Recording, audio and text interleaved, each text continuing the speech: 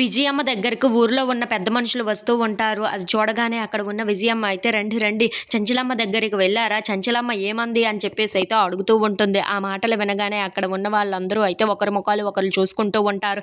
ఇంతలో అక్కడ ఉన్న విజయమ్మ మాత్రం ఏంటి ఒకరి ముఖాలు ఒకరు చూసుకుంటున్నారు, చంచలమ్మ ఏమందో ఒకరైనా చెప్పండి అని చెప్పేసి అయితే అడుగుతూ ఉంటుంది. ఆ మాటలు వినగానే అక్కడ ఉన్న వాళ్ళందరూ అయితే అమ్మగారు మీరు చెప్పిన విధంగానే చంచలమ్మ ఇంటికి వెళ్ళాము, అక్కడ మీరు చెప్పినట్లుగానే కబడ్డీ పోటీలకు అడిగాం, వాళ్ళు కూడా ఒప్పుకున్నారు అని చెప్పేసి అయితే అంటూ ఉంటాడు.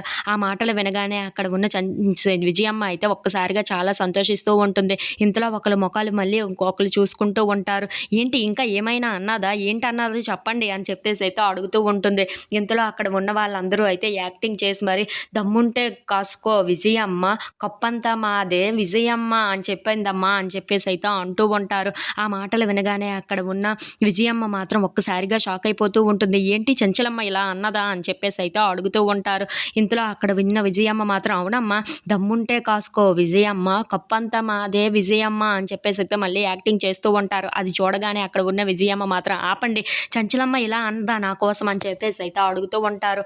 ఆ మాటలు వినగానే అక్కడ ఉన్న వాళ్ళందరూ అయితే చంచలమ్మ కాదమ్మా వాళ్ళ కోడలు సింధూర ఇలా అంది అని చెప్పేసి అయితే అంటూ ఉంటారు. ఆ మాటలు వినగానే అక్కడ ఉన్న విజయమ్మ అయితే ఒకసారి షాక్ అయిపోతూ ఉంటుంది. If you like this video please like, share and subscribe friends.